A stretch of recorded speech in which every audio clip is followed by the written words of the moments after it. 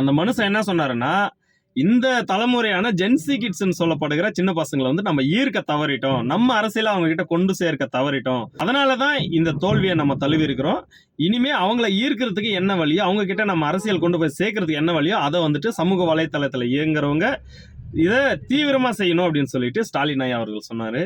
இது அவர் இப்படி சொன்னா, இந்த தற்கூரிங்க என்ன பண்றானுங்க, மீட்டப்பை போட்டு ஜென்சி டிஎம்கே மீட்டப்னு சொல்லிட்டு ஒரு 60 வயசு 70 வயசு கிழவங்கள வயசான முதியோர்கள் எல்லாம் கூட்டிட்டு வந்து வச்சுட்டு அவங்க கிட்ட போயிட்டு நாங்க கொத்துடா, ப்ரௌட் கொத்துடா, கொத்தடிமடா, 200 ரூபாய் ஊப்பிடா அப்படின்னு சொல்லி கர்ஜனையோட புலம்பி இருக்கிறானுங்க.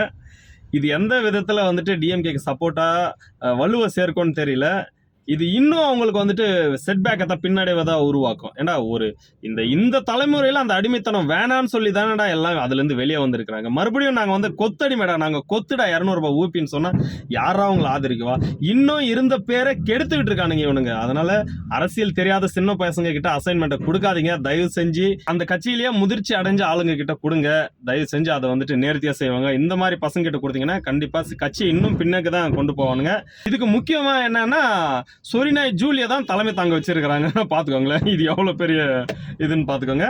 அதே மாதிரி இந்த பக்கம் பார்த்தீங்க அப்படின்னு சொன்னா, ஜூலி ஒரு பிரஸ் மீட் நாடகம் ஒன்று நடத்திருக்கு. அப்படியே கரு கலைஞ்சதுக்கு விஜயனா தான் காரணம் அப்படின்னு சொல்லிட்டு ஒரு ஃபேக் ப்ரொபகண்டா அவதூறு பரப்பி இருக்கிறா. இதுக்காகவே அவன் மேலே டிஃபமேஷன் கேஸ் போடலாம்.